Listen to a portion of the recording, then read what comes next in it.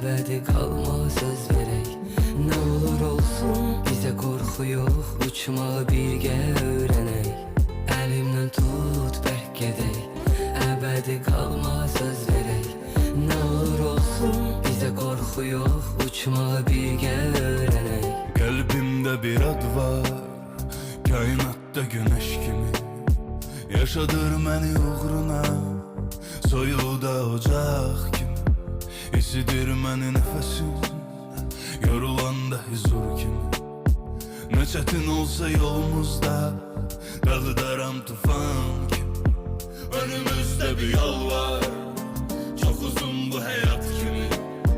Bize karşı gelenler sevecek gürbet kimi.